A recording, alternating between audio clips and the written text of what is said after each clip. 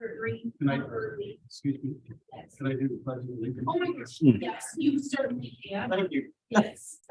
Please stand for the pledge. I pledge allegiance To the flag of the United States of America and to the republic for which it stands, one nation, under God, indivisible, with liberty and justice for all.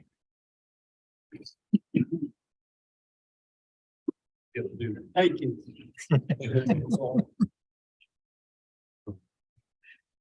All yours. Well, Mr. Chairman, before they get started, do you mind if I take the floor just for a few minutes with some opening comments? Thank you. It'll take just a second. I'd like to just speak on behalf of myself. I've had no conversations with any other planning commissioners or any city staff. I've been thinking a lot about the last meeting and kind of the subsequent actions that have taken place between that meeting and tonight. And I'm just a little bit concerned. So I want to take some opportunity just to share that. And again, these are my opinions and my opinions only. It appears that there's a little bit of lack of communication between city staff and the planning commission. I think it's evidenced by the memorandum that a lot of us received a couple weeks ago regarding the action that we'll be readdressing this evening. And I was taken aback by that memorandum with its tone and tenor. I felt it was a little bit aggressive towards the city planning commissioners. And as I kind of recall a couple of the last meetings, there have been some items that have had to be readdressed. I'm not sure that those were the city planning commissioners' responsibilities, but more city staff. And as we go through this process, it feels that although Pete, you're always welcome and you always do an entertaining presentation, it feels that a little bit of this presentation and training is a little bit forced and punitive. This is a relationship, and I see it as such that the city staff in no way, shape, or form works for or reports to the planning commission, and consequently, the city planning commission doesn't report for or work to the city staff. It's a true relationship. And instead of a dialogue that should be taking place, I feel it's a monologue that is being forced upon the planning commissioners. So instead of just sitting up here and making complaints, I'd like to propose a suggestion. Certainly after this evening's presentation, which will be wonderful, I know, I'd like for city staff and the individual planning commissioners to have a dialogue. I think it's one thing that city staff wants things to be their way, which I understand that you are the professionals. I also think that there's an opportunity for city staff to reach out to the individual commissioners and find out what we would like. If there's specific trainings, if there's specific reports that we would like, because I think it is important as members of this community, the decisions that are facing the city of Basehor are going to get more important and more difficult as we go on. This is a growing community. It's a successful community for a lot of different reasons. So I would just like to recommend that city staff have more of a dialogue and reach out in subsequent meetings, reach out to the planning commissioners individually and find out what maybe we would like instead of just telling us what we need to know. Thank you, Mr. Chairman. You're welcome. I think, and I'll say this short, I think that's the intent of this work session. So. Crystal? Thank you, Chairman. Mr. Lally, I appreciate your comments. And I would first like to assure each and every one of you that your planning commission staff does actually work to serve you. That is the role of the planning commission staff. I cannot attest to anything that happened prior to my election. I cannot be successful, and neither can you. We don't have an open dialogue. Now, that being said, it is also crucial that each of you understand what your roles and responsibilities are in determining certain actions. If we don't, there are some things that are certainly up to interpretation, but there are other things that are not. And I'm not doing you any favors at all by allowing you to continue on with inaccurate information. I am opening the city up to a liability. I'm opening myself up to a liability, and again, making your job work. That's not what I'm here to do at all. I promise you that. And so there will be some work sessions where it will be pretty informative. It will be things that are regulation based, state statute based, and especially when it comes to state statute currently. We have very little room to live. In some cases, we have no room to live. And that's by design. We'll go through some of that, but I think that in every communication that I send out to you, I say, if you have anything that you'd like to discuss, please don't. I don't put that as just, an afterthought. I need it. My door is almost always open. My phone is always available, and certainly reach me by email if you'd like to have a meeting or discuss anything. This is not a one-way relationship. It's a two-way relationship. I am sorry that you feel that way, and if any of the others of you feel that way, certainly I'm sorry. Let's work to make that better. Okay. So with that, tonight we are going to go over the process for approving the stuff. And I hope none of you are too terribly disappointed that if this goes according to plan, we actually have to do all that much shopping this evening. So this will mostly be shopping. I think the elephant in the room, right, is that we had a recent subdivision plat that came through and it ultimately, the vote to approve it failed. And that was raised some questions about what the role of the planning commission is, whether or not our regulations are in line with state statute. And I think you all know on our agenda later this evening, we have some tweaks we need to make to that set of our regulations to bring it in line with the state statute. State statute when it comes to subdivision plats is incredibly clear. So we'll talk a little bit about that. Sorry. So a couple of items that we're going to talk about tonight. The city is a zoned community, right? So we've adopted zoning and subdivision regulations. What exactly we're talking? What is a by right development?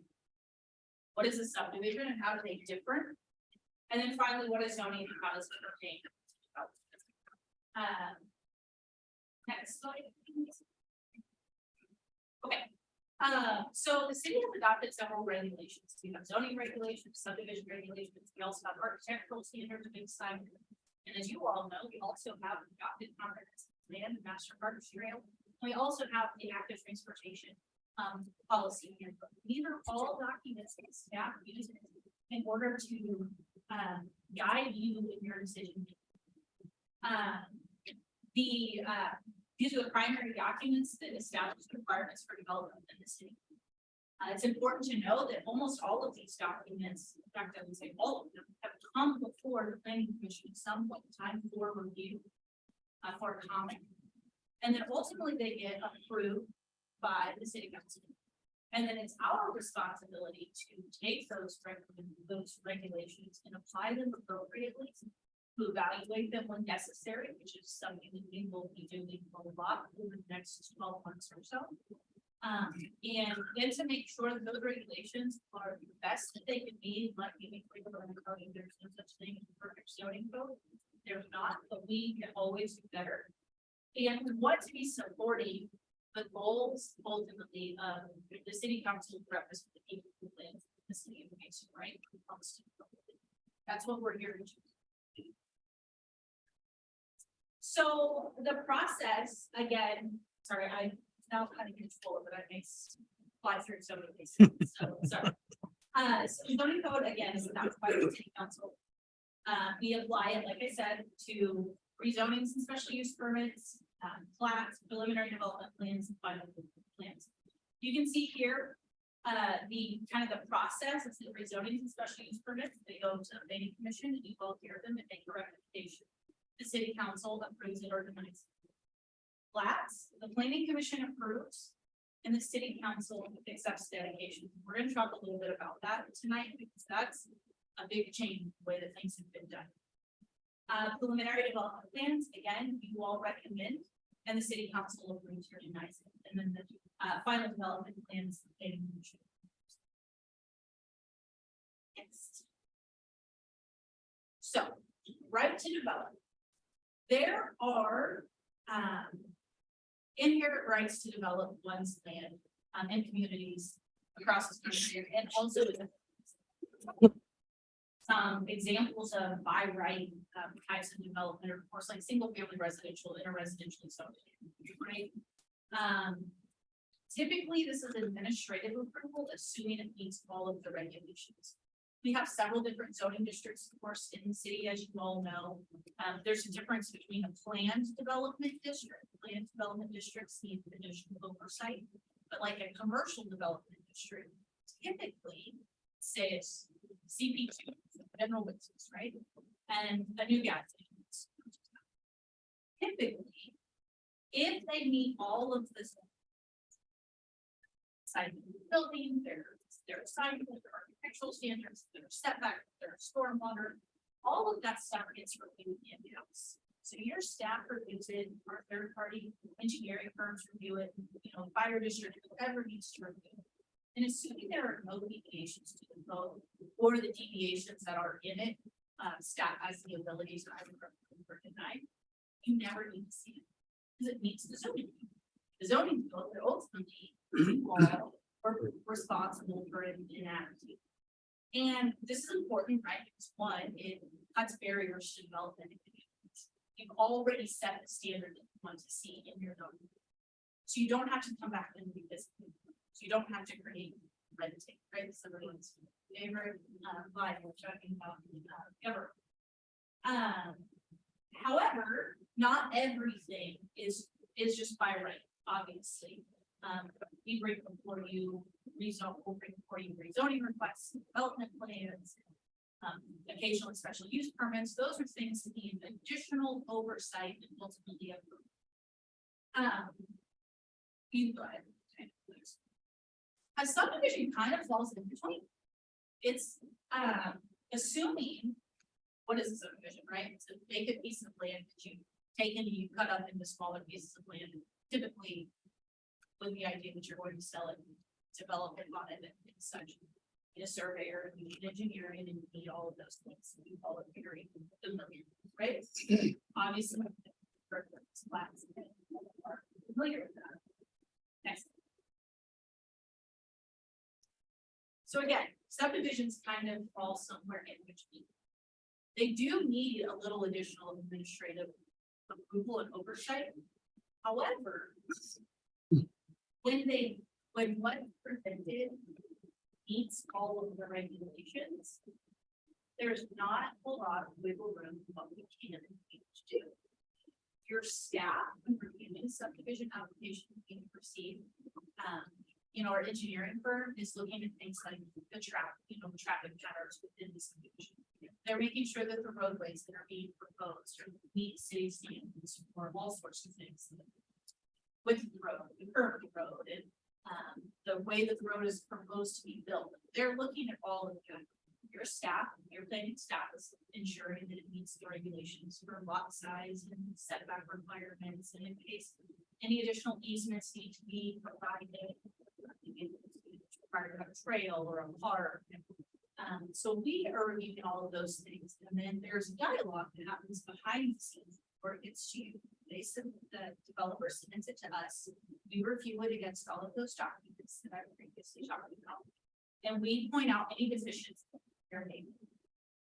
Sometimes there are very few, and sometimes there are lots of deficiencies. We give them a list. We say, you have to correct all of these things. And the engineering firm does the same. The county surveyor does the same. We go back and forth until it gets to a point where it's acceptable to bring it to the planning commission. Now, if all is not well, the developer has submitted an application that meets the zoning requirements of the district. It meets the stormwater requirements and the roadway requirements. And then your staff right there. That's not the case. Every now and then they want to go ahead and push and say, no, I don't want to do X, Y, or Z. So you may, from time to time, give a recommendation from your staff of denial. And they coming to you and saying, we want you to grant us this deviation. But not even sure that you can grant a deviation, that needs to be a variance, that's separate. Now, we have state statute that outlines how we are to handle subdivision plans. And again, it's very clear. Anytime a document says shall, it means should. KSA 12752, which is the approval procedure for plats, clearly states that the planning commission shall determine if the plat conforms to the provisions of the subdivision regulations. If the plat conforms to the requirements of such regulations, there shall be endorsed thereon that the plat has been submitted and is approved by the commission. Again, that is one of those places we don't have, we really don't. And the only criteria the planning commission is tasked with reviewing whether or not that meets the zoning district requirements. That's it. And I'm gonna editorialize just a little bit here, but the reason for that is because when we open things up to the public, and we should, there are certain things that the public needs to have a voice in. This is their community. But when we open things up to them, we will almost always receive pushback. And the fact of the matter is, we own land in this country. We have an inherent right to develop that land. And denying people that right to develop their land, meet your regulations, is unlawful. And can get us in trouble, you know, it really can. And so that is why the state statute is clear that you're tasked with. When I say you, I mean us too. Our job is to review it and to provide that information to you so that you know whether or not it's the regulations. But it's done again so that people cannot inappropriately weigh on the development of someone's right. And sometimes that's hard to hear, and it's very difficult to tell them what to do. Trust me, I know I've had a lot of conversations in public with their peers about items such as this. They don't like to hear it. There's no doubt about it. They don't. But my 2.5-year-old doesn't know either, and sometimes I just tell her no, right? And well, especially but it stands. And so again, I think what we have, I really need all of us to take away from is that when a plat meets the requirement of the zoning regulations, state statute, state law is clear. Planning commission shall. So, Crystal, if I could just get some clarification. If we do make a mistake and we break the law, what are the repercussions? Well, what? See, actually.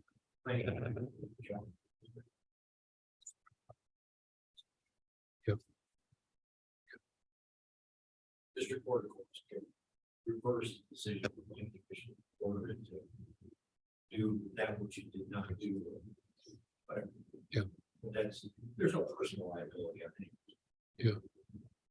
It's just we have to go through legal process and like everything. Yeah, gotcha. Okay, thank you. And if it is. Can the applicant sue the city? Denying them the right to develop their land? Generally, a lawsuit against the city for that purpose, no. You have a right to appeal the city and the city council. And if the inability to develop your property rises to a condemnation, there is a theory in the law called inverse condemnation. And that is by the actions of the city, your property was rendered useless. Very, very difficult for those remedies. We have to the city and anybody. They've got to have either appeal or reimbursement.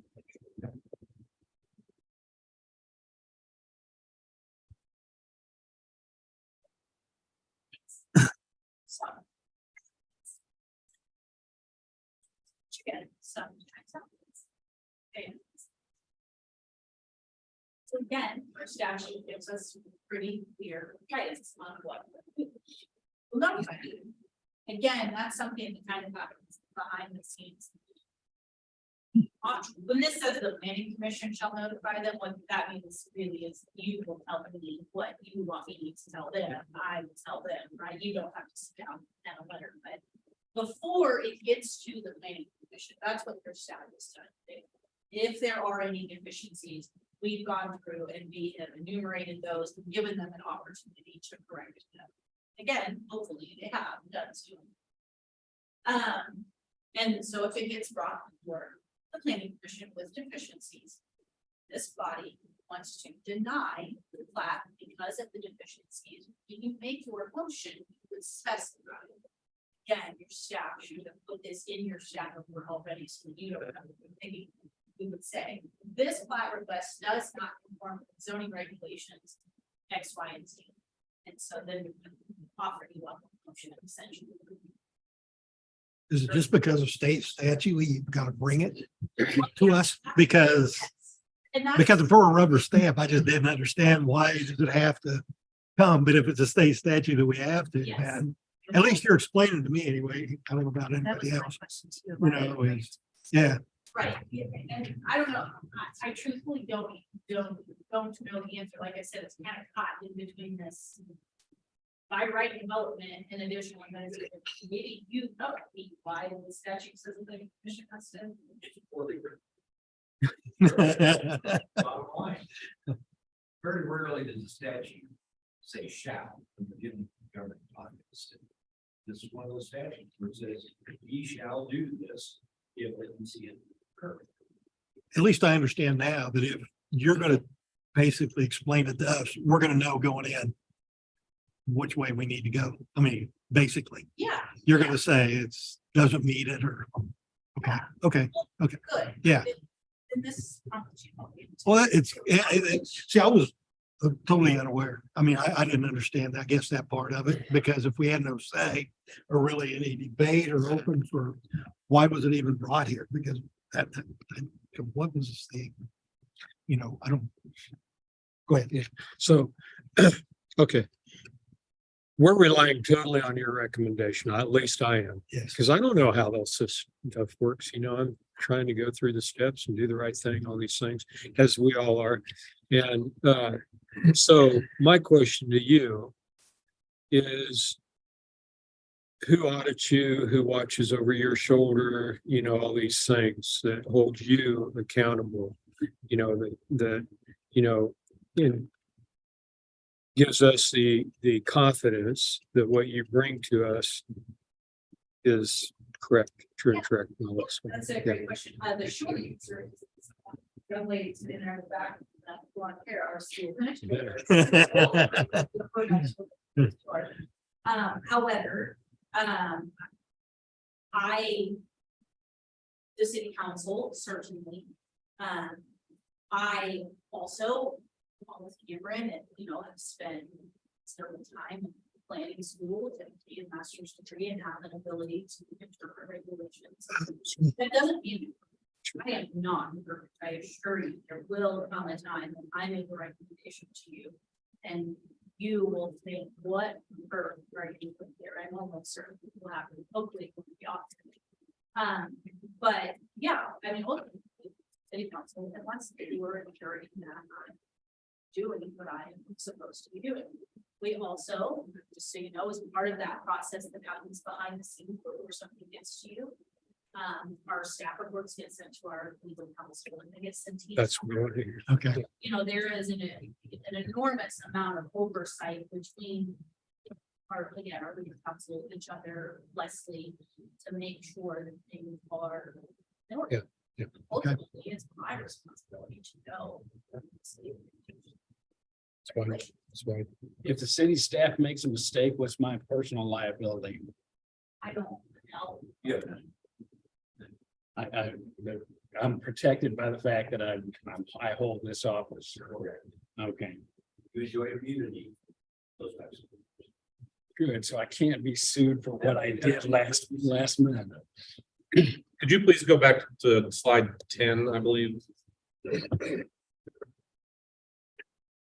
So that very last bullet point, is that the narrative to the applicant? Yes. Okay. Yeah, so if, like I said, I've done my job correctly. If we have something that doesn't meet the regulations, will have outlined that in your staff report and clearly stated. And then when you make your motion, you will specify those items. And then we would go back the next day and prepare a letter. To the applicant, tell them that they already heard planning, but yes, we would provide it to them in writing. And then the idea typically is that then they say, well, gosh, we're still really wanting to do it, but we do have to do those things. I'd like to go back to the table and I'd like to fix it and take it back to the planning. Another question. So, and I know we're talking specifically about subdivision in this role. During the course of the present, the consideration and after careful consideration, independent analysis, all of that, I choose to deny it, and which may be contrary to staff's recommendation. Am I allowed to do that? Can I simply vote no where everyone else is voting yes? Okay, Yeah, I presume that. yeah, I think maybe if I could just for a second. With plats, we're dealing with a piece of paper with lines on it. It has nothing to do with use. It has to do with bulk regulations, setbacks from roads, frontages, sizes. And that's one of the reasons state law says if it meets all of the requirements. Zoning's a different story. You have wide latitude in terms of how you go on a zoning map. What you feel, whether it's good for the city. Yeah. That's what makes sense. It's just flats or sort of an outline. But you can vote against the plan. But even if the motion is to deny the plan, then city staff's going to say, okay, time out.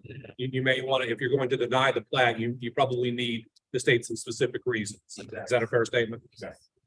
And if the public comes to us and says, and informs us the city's made mistakes and hasn't considered something, does the city look at this stuff and go back and check it out and make sure that these people don't know what they're talking about?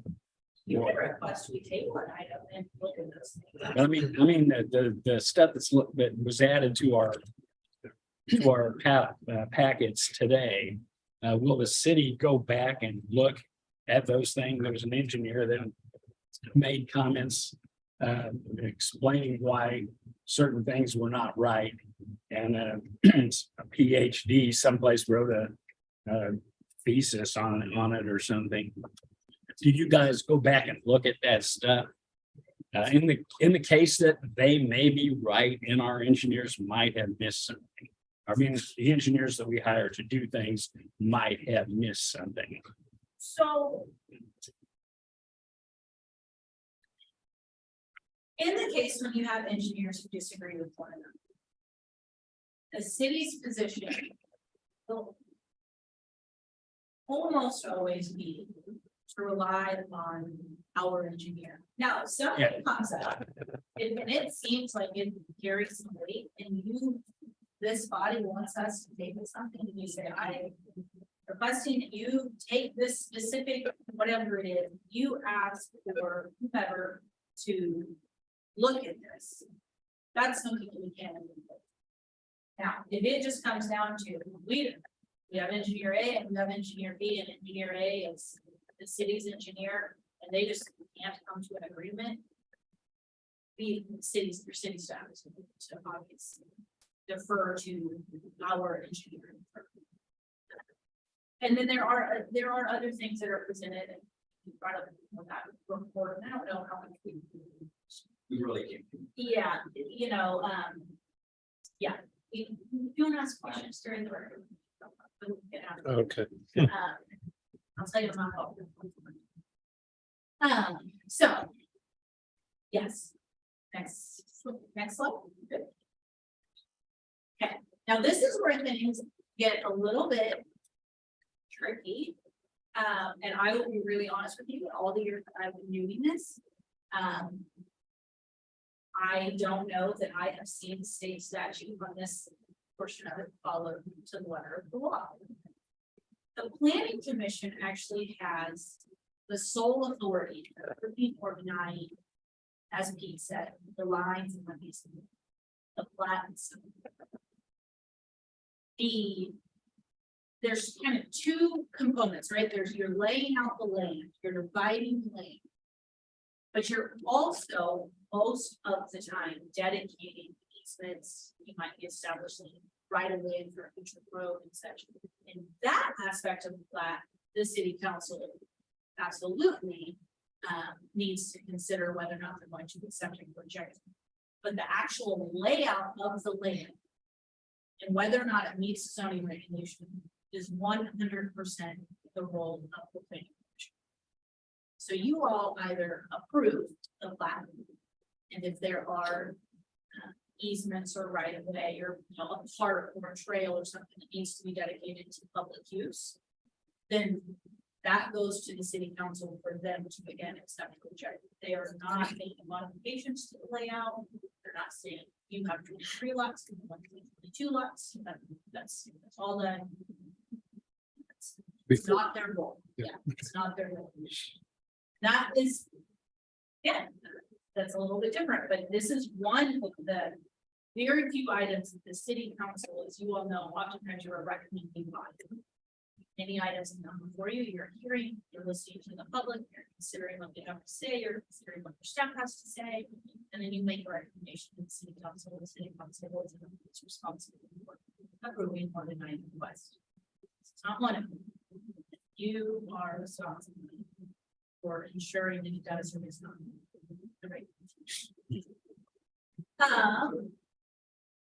What happens if it's denied? Kind of talked about this a little bit. You provide them a letter, I provide them a letter that says this doesn't meet the regulations and these are the deficiencies. It either goes away, or they come back and they fix the deficiencies, and you all reconsider it. But the important thing here is it does not go to city council.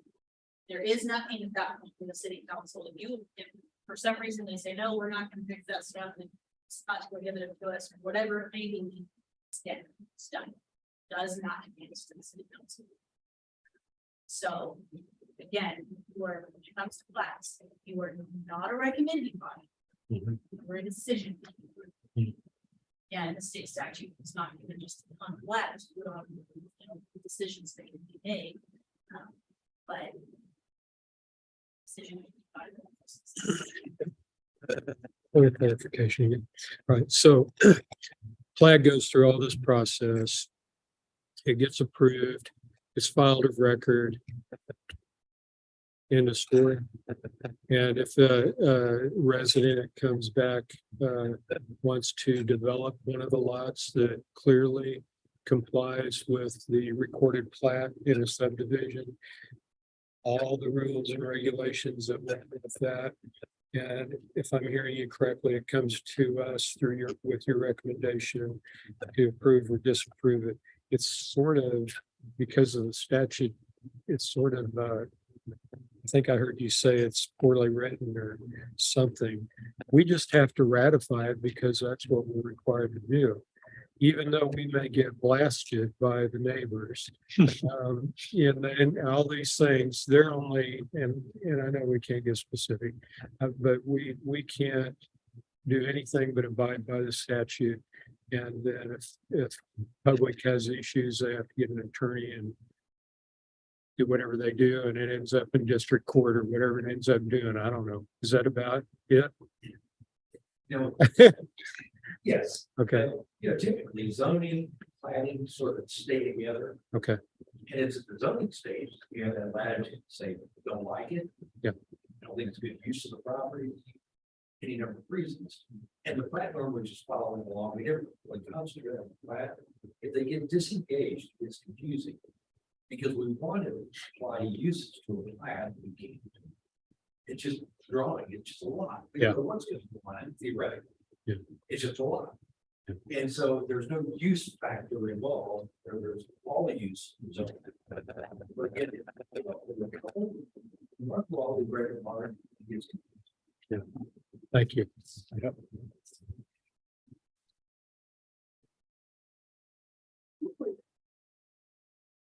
As he said, that's majority of the time, statutes do not say that.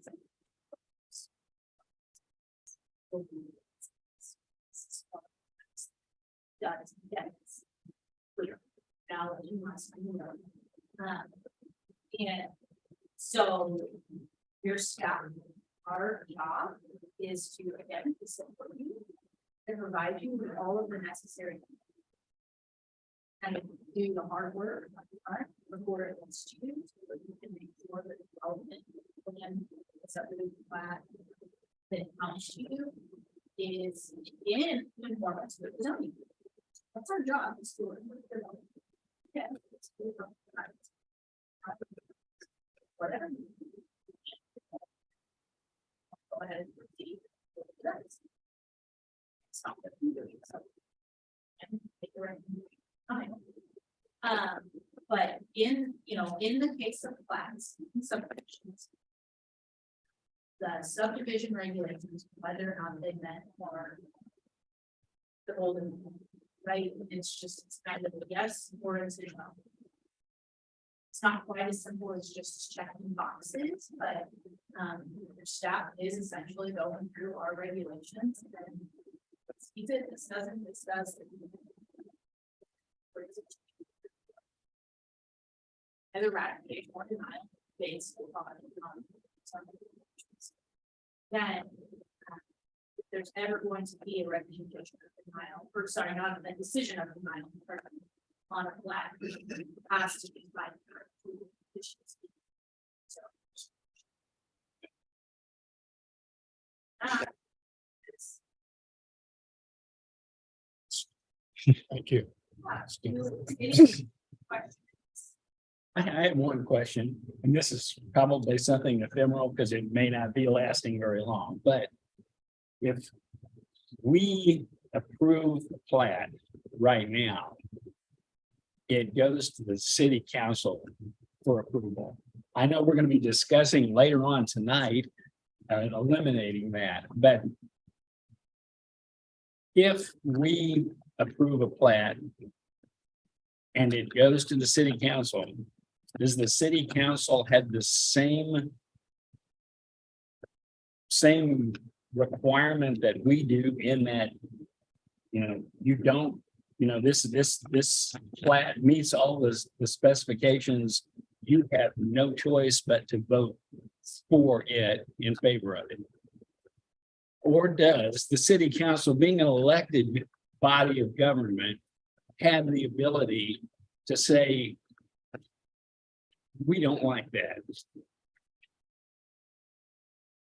Which I think we have that. I think they're, the council, I see. I don't know what the criteria would be. But if I were looking for the city council, I would say you have the same responsibility. I don't think you get magical powers because that's the same. There's still that duty to apply.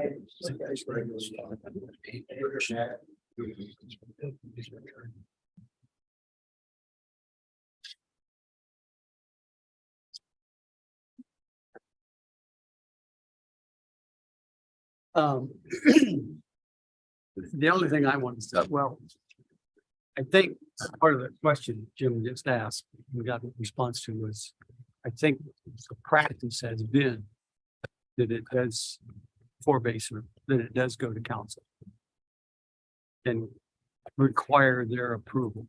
If I understand it right, there's a possibility that's going to change.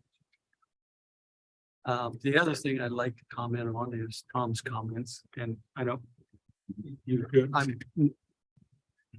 I'm glad you said what you said. Because I understand there's probably others that took a little offense to the note, the letter. I did not. And I understand, I've been doing this longer and understand the process pretty well. And I have always, for the most part, I guess, taken those kinds of comments as constructive criticism, even though they might be offensive. That's my take. Anything else? Anybody have any questions, comments?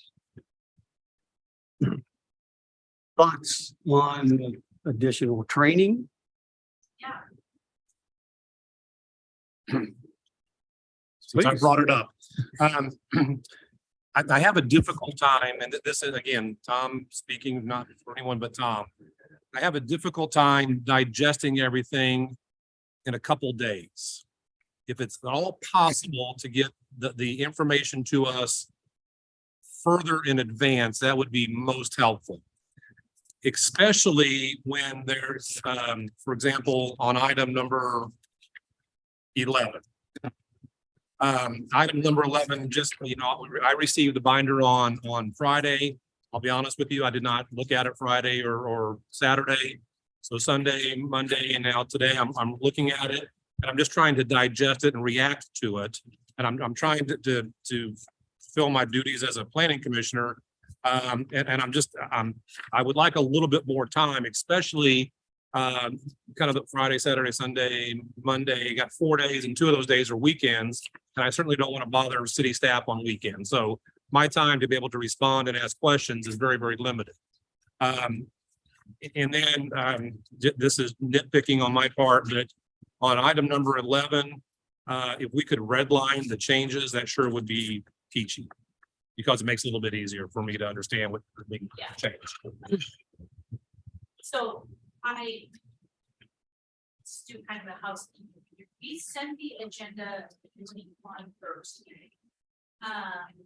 I know that, like getting you out to the binder, we want to get everything to you by Thursday. It does take, as you can probably imagine, considerable staff time to put the packets together.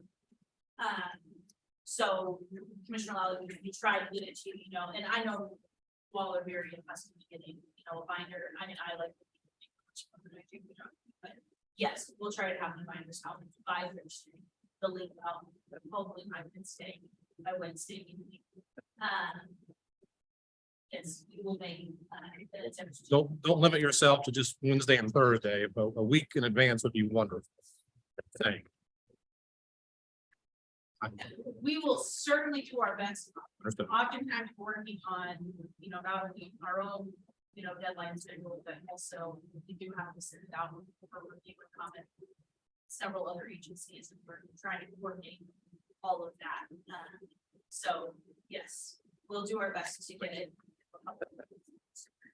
They're not red line documents. That is 100% my fault. We had a couple of meetings to do that, and it got very.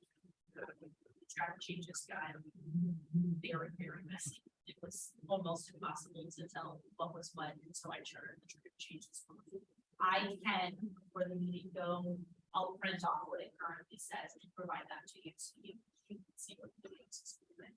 It's done.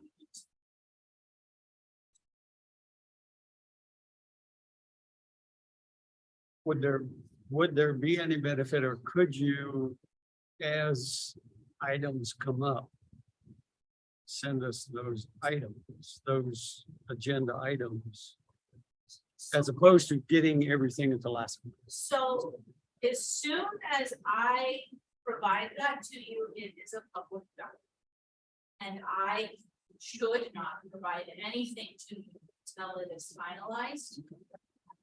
And so that's, we're just working on one things that's no problem, right? Especially like the text. We're not waiting on really, but that's your staff. of course, such, sending it out to an engineering firm or anything like that and trying to coordinate that. I don't have an applicant to send it back to. But it really, I think, is best for it all to come as one in one package.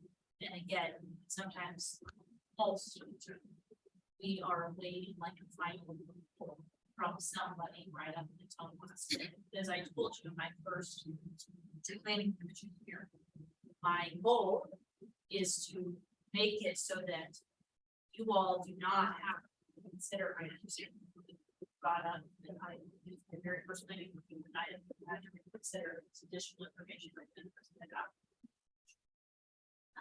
And so we are striving to make sure the applicant has addressed everything that needs to be addressed. For engineering firm has reviewed everything and has given a big check mark. Takes time. No, as much as there is in some of these, it's a little difficult anyway. Sure. Yeah. But yeah, generally speaking. I want to send it once to my life. Anything that I recommend. Crystal, I'm curious. First of all, I really appreciate the police department making time to deliver them personally. And that means a lot to me. And I want to confirm, they do keep record of when they've delivered them to, like in my case, it was at my front door. I wasn't home. I knew it was coming, so I knew to look at it when I got back to my house. But they're keeping track of when, like if somebody came and took it off of my doorstep, out of curiosity, a neighbor, for example, I doubt that would ever happen. But what happens? What's nothing? You just have to deal with it. Well, I guess. Yeah, yeah, but the police, they keep track of when they generally they do. Or is it just really informal? Yeah. Department, usually on Wednesday evening. When, Yeah. And then, or, maybe Thursday morning. Thank you. So, yes, it's gonna have a general like. I appreciate Just very much for you too. My former, municipality, we were able to. Let me tell you, that was not. So, I have a recommendation for training. With the comprehensive plan, if we could take a section, and I'm kind of referencing this map right here. If we could take maybe a section or just some area of Baser and kind of just talk generally about that, what the previous zoning was, what the new comprehensive plan zoning is for, and talk about just be better prepared on what can and shouldn't go there in terms of the new zoning regulations. That would be very, very helpful because for me, a lot of this information is reactionary, and but if I could be a little bit more proactive in my thinking, saying, okay, yes, that item is reflective on this property. And I remember that training where we talked about that property and the uses and what it could be, what it shouldn't be. Did that make any sense whatsoever? yeah, yes, it does.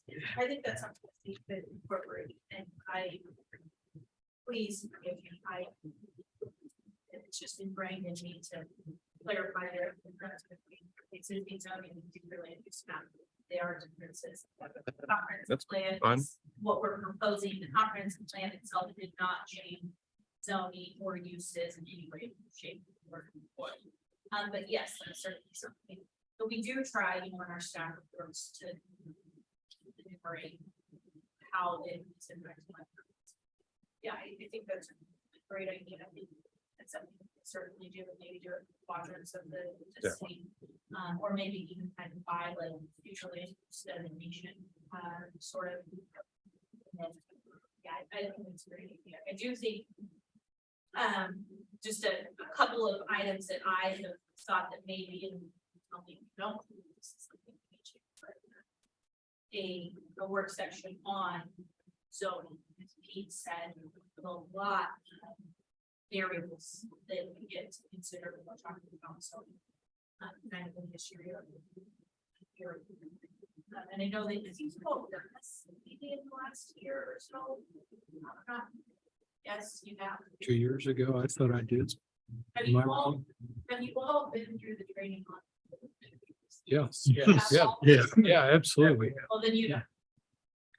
Well, I have been. I would say based on previous meeting, a letter that went out, we might need some clarification on how the voting factors apply specifically to, yes, to everything, whatever. that They it's only supposed to- apply to rezoning, especially. And we want to make sure there's no confusion about exactly what they're. And then, your bylaws say you, adhere to the parliamentary procedure.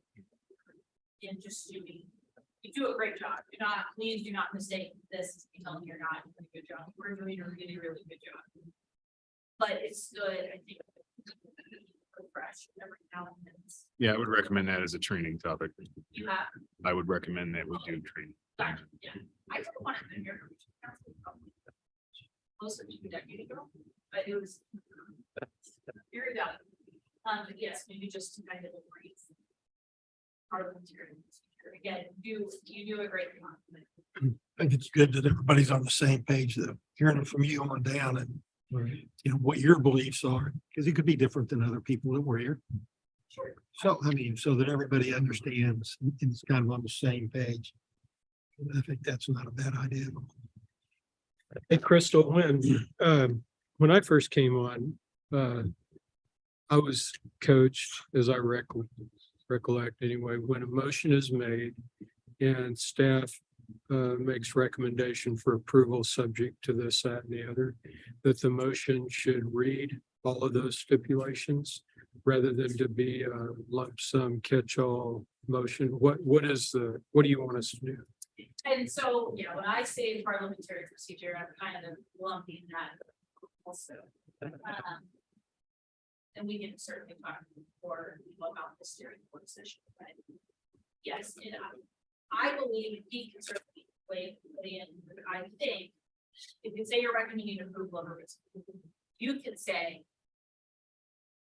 Recommend approval of such and such a case, subject to conditions outlined in the staff. But for the factors to be considered in the staff report. Adopted as staff presented by staff.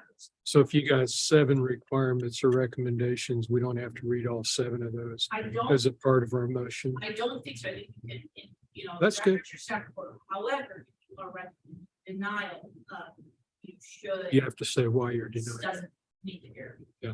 It doesn't conform to the staff recommendation. Yeah. Please tell me if I go wrong. Anything else? That was good. I'll entertain a motion to adjourn. So moved. A second. All in favor? Yes, yes. Cecil? Yes. Stacy? Yes. Tom? Yes. Ed? Yes. Jim? Yeah.